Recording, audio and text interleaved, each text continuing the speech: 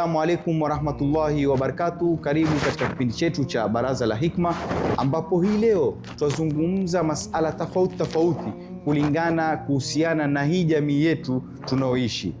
Tukiangalia baraza, huu mujtamaa wetu. Kwanza ngoja. Naam. Hiyo mic iko upside down. Hala, yafai wewe? Kitu kiwe juu, mwili uone.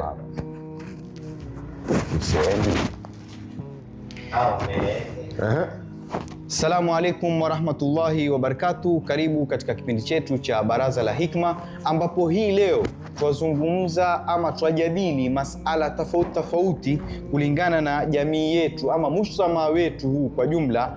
Haya masala ambayo twapitia ama hizi changamoto ambazo twapitia, ni tuliteleza wapi ama tulikosea nini? Tukiangalia baraza, yote haya yaja kulingana na kitu cha kwanza ni ukosefu wa madrasa. Sisemi ati kwa hakuna madrasa, kuwata hizi madrasa zetu ama vyuo, watu kuwata kwenda vyuoni. Ukiangalia hiyo ndio nini ya kwanza. Ama wewe ulikuwa una maoni gani mengine ambao waweza kusema? Mimi kikweli ninachoweza kusema, hiyo kuwata mambo ya madrasa ndio jambo kubwa sana ambalo leta matatizo. Kwa hivyo tuanze na hapa madrasa. Hapa madrasa mwanzo. Leo mtoto sijui, yani mambo ya madrasa watu wamekuwa wanapuuzia sana. Ushaona?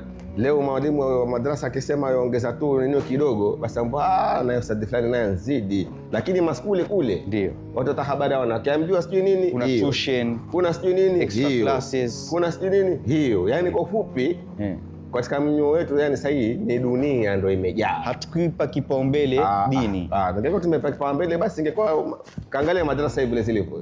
Yani zimekupwa. Watoto vidogo. Wakishafika baleghe pale na nini, kila mtu kwenye skuli sasa. Tukiangalia watoto wa kike, haswa watoto wa kike watosheleka na ile ya Rio wanaosomeshwa skuli tu.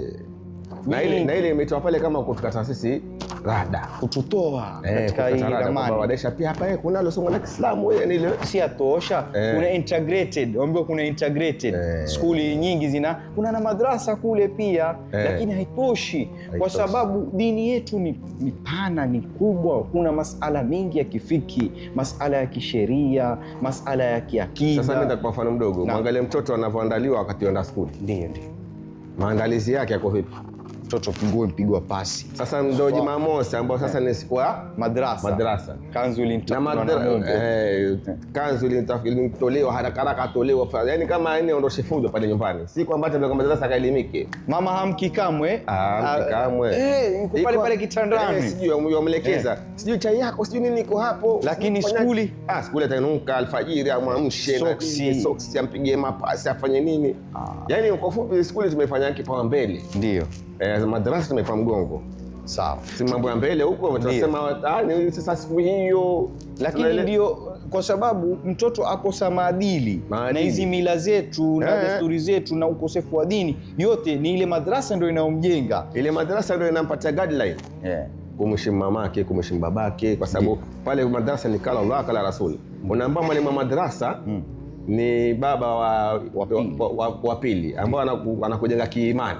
Pale ni kala Allah kala Rasul. Wapata visa vya sahaba, wapata hivi, tumesema hivi, Ibrahimu ilikuwa hivi, maisha yake ampitia yani uko pale imani. Tofauti na skuli ndugu yangu, maana sasa inaona mpaka Jumamosi pia skuli zimeanza kuingilia kati. Jumamosi wanasema sio afdesi ndio nini? Mtoto amka alfajiri. Wewe kwa mfano mmoja baraza, tukienda msikitini alfajiri kuswali, watoto kwa barabarani wangoja nini? Wangoja basi kwenda skuli. Je, swali saa ngapi? Swali saa ngapi? Ambapo sisi ndio twenda kuswali jamaa msikitini. Wao ndio wangoja mabasi. Sijui na ngapi? 11 sijui na ngapi asharushwa mtoto. Mababa kwa barabarani, mama kwa barabarani wapeleka watoto ende skuli. Ni msiba mkubwa sana. Kurudi ni magharibi. 11 alfajiri anatoka, arudi 11 jioni ama 12. Gap hiyo humuoni wewe, ndio mbio pia na wewe kutafuta. Hapa kuna gap ya kwenda madrasa magharibi. Sasa huyo mtoto anatoka kule mwenyewe tayari akili ishachoka. Atasoma saa ngapi madrasa huyo mtoto? Ni watoto wangapi wakaa mezani ama wakala na wazazi wao?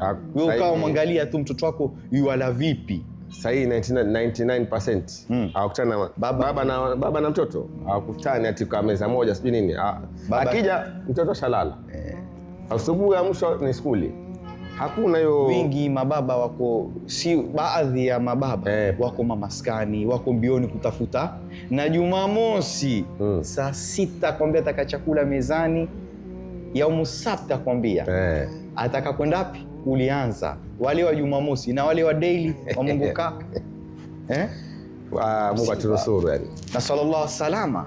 Na sallallahu salama. Hichi kizazi chetu ikiwa hauna time na mtoto wako. Sasa jiulize ikiwa wakati wetu ni hivi.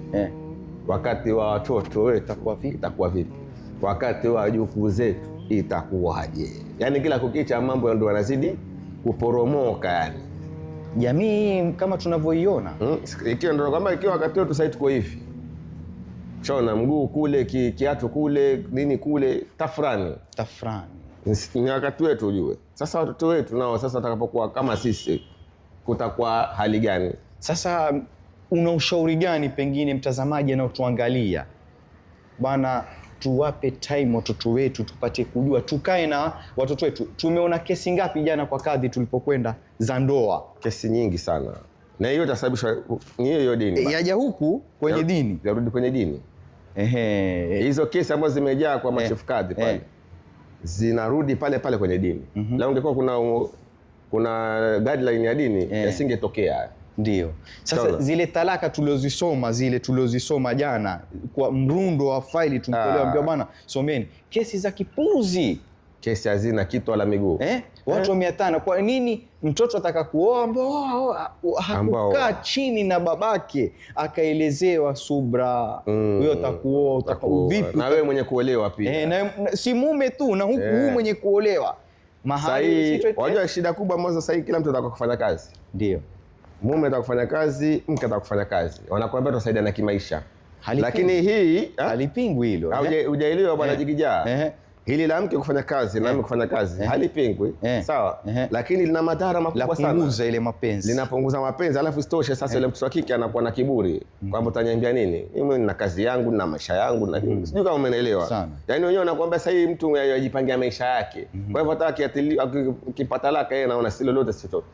Maana yake anaweza kujimudu mwenyewe kimaisha. Utamwambia nini? Kwamba si kwamba lapingwa kidini, lakini sasa linaleta maafa makubwa sana. Kwa sababu inakuwa wewe mume huna respect, hakurespect yule mke. Alafu sasa kuona mnakuwa na muda mchache sana. Wewe watoka kazini, wenda kazini usubuhi hiyo. Mume naenda kazini.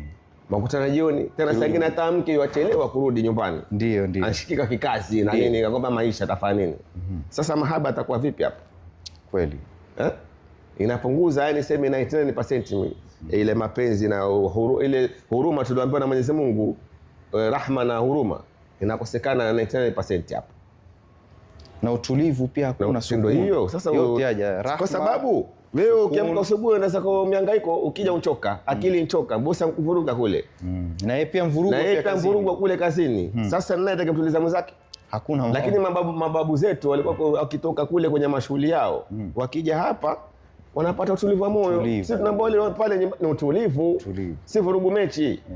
Sasa kila mtu akija tafasi zake ashakorogeka huko kazini na mvurugwa. Na rafiki yangu asema tushavurugwa kiakili.